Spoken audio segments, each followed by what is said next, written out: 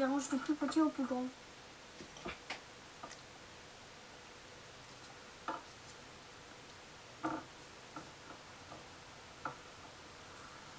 Ben, on était entré en classe et le maître il nous a parlé sur les 12 morts qu'il y avait.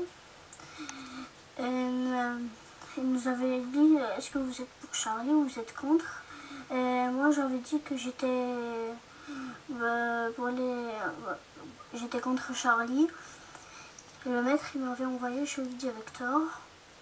Et le directeur il m'avait dit qu'il t'avait dit ça.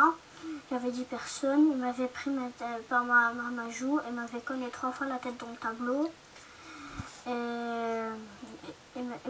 après il m'avait mis dans le coin. Et il m'a mis dans le coin, il m'a donné le ciseau, il m'avait dit tu qui te plaît pas. Et à la fin de la récré, pendant la minute de silence, il m'avait attrapé par la main, il m'a laissé en plein milieu, il m'avait pas laissé faire la minute de silence. À la cantine, j'avais les délégations au maître et après, il m'avait envoyé dans la cantine sans de faire mon dextro.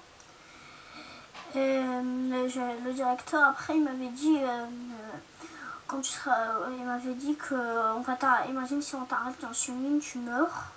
Ben, comme je suis diabétique, je dois faire mon dextro pour voir le taux de sucre que j'ai dans mon corps. Et je lui avais dit pourquoi maître je fais pas mon dextro. Il m'a dit parce que tu souhaites l'amour aux autres et pourquoi pas toi tu meurs. Et moi je n'avais pas souhaité l'amour aux autres. Et après un jour plus tard, il est venu en classe, il avait 2 jours peut-être ou plus tard. Et il est venu en classe, il avait vu mon cahier. Et quand il a vu que moi j'avais pas écrit le titre et les autres avaient écrit le titre, moi je voulais d'abord dire ma phrase et après écrire mon titre. Et eux ils ont écrit le titre déjà et après il m'avait attrapé par les cheveux. Et il m'a dit pour écrire le titre et j'allais m'asseoir et j'ai écrit le titre. Et quand il m'avait tiré par les cheveux ça m'avait fait mal. Et après pendant la cantine je pense je jouais archéologue. Et peut-être quand il passe, lui, des fois, il m'avait vu peut-être.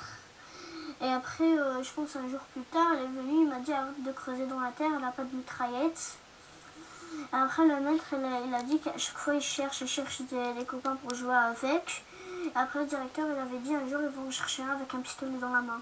Et ils m'avaient dit 2 élèves que c'est pas mes amis.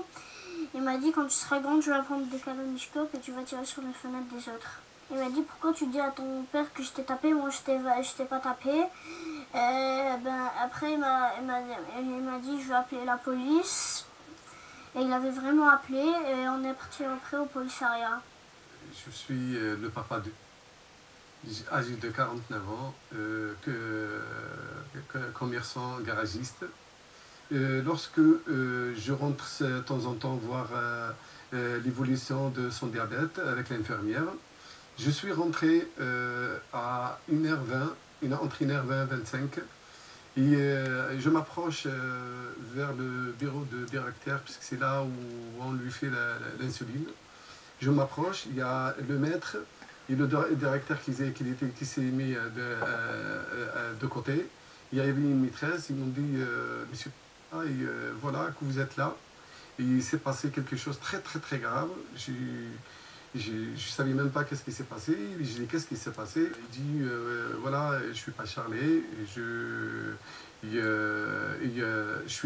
suis dans le camp de terroristes puisque vous avez fait une caricature sur le Mamoui. Et après, j'ai parlé avec mon fils et je lui ai dit est-ce que tu as dit ça? Il m'a dit oui papa, j'ai dit ça. Je lui ai dit pourquoi, qu'est-ce que ça veut dire le terrorisme? Il m'a dit papa, je ne sais pas. Et je lui ai dit pourquoi tu as dit ça? Il m'a dit puisqu'ils ont fait, ils ont fait une caricature sur le Mamoui. Lorsque je lui ai dit, j'ai parlé avec mon fils, je lui ai dit maintenant tu vas t'excuser pour ce que tu as dit. Et je me suis mis à sa hauteur et il s'est excusé auprès de son maître et le directeur et une maîtresse. Lorsque le père est venu dans l'établissement, il a eu en revanche une attitude brutale et il s'est même à plusieurs reprises introduit sans autorisation dans l'établissement scolaire en menaçant les personnels de l'établissement. Et donc c'est pour cette raison précise et cette raison seulement que le directeur de l'école a porté plainte contre le père et pas contre l'enfant. Contre le père et pas contre l'enfant. Contre le père et pas contre l'enfant. J'ai deux contradictions dans la version qui est rapportée par le ministère de l'Éducation nationale à relever. Premièrement, il est soutenu par le ministère de l'Éducation nationale, Najat Vallaud-Belkacem, que seul le père a été poursuivi dans cette affaire. Or, j'ai été présent lors de l'audition de l'enfant et c'est l'enfant et l'enfant seul qui a été entendu pour apologie d'acte de terrorisme. Il a même signé de ses mains le procès-verbal ainsi que moi-même. Ce procès-verbal aujourd'hui, il existe, il est entre les mains du parquet. Deuxièmement, il est soutenu dans la version rapportée par l'administration que le père aurait eu un comportement violent au sein de l'établissement scolaire et que des menaces auraient été proférées pour lui. Or, si cela était vrai, il aurait été poursuivi, il aurait été entendu pour ses faits de violence, pour ses faits de menaces. Or, jusqu'à aujourd'hui, ce père de famille n'a pas été placé en garde à vue pour ses propos violents, pour ses propos menaçants.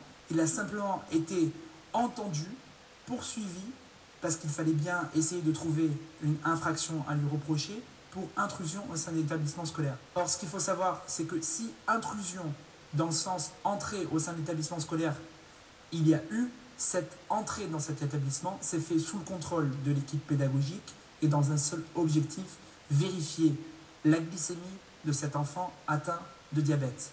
Et pas plus. Et lorsque on a informé le père qu'il ne pouvait plus rentrer dans les heures de dépôt entre 8h20 le matin ou 13h20 l'après-midi, il a arrêté de rentrer. La plus grosse difficulté dans cette histoire, c'est qu'on assiste réellement à une défaite de l'éducation nationale, à une défaite de l'école républicaine. Ce problème, ces propos, s'ils ont été tenus par cet enfant de 8 ans, auraient dû être gérés par l'équipe pédagogique sous le contrôle du conseil de famille, sous le contrôle des parents de cet enfant. Or, cela n'a pas été géré ainsi en interne. Ce que le directeur a décidé de faire, c'est de déposer une plainte, de faire un signalement auprès du commissariat pour apologie d'acte de terrorisme. Et le plus dingue, c'est que même le policier qui a entendu cet enfant ne trouvait rien à redire à l'idée même de poursuivre ce dernier pour une infraction qui, je le rappelle, lorsqu'elle a été votée en novembre 2014 par le Parlement, visait à sanctionner et à poursuivre les recruteurs ou ceux qui incitaient au djihad.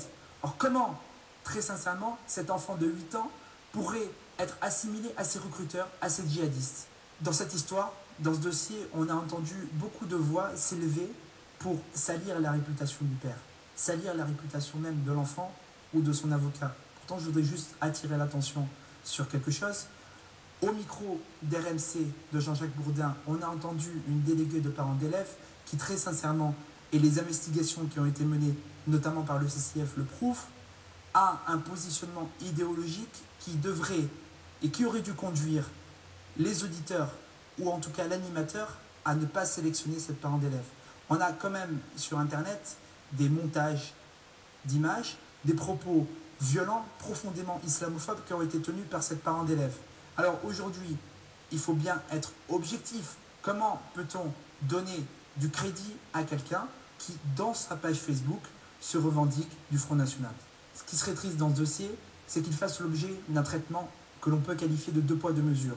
C'est-à-dire, comment peut-on accepter qu'un enfant puisse être auditionné aussi rapidement, alors que jusqu'à aujourd'hui, malgré le dépôt de la plainte qui a été enregistrée par les services de police, le directeur de l'établissement n'a toujours pas été entendu pour les propos et les actes violents que l'enfant, que le petit Ahmed rapporte.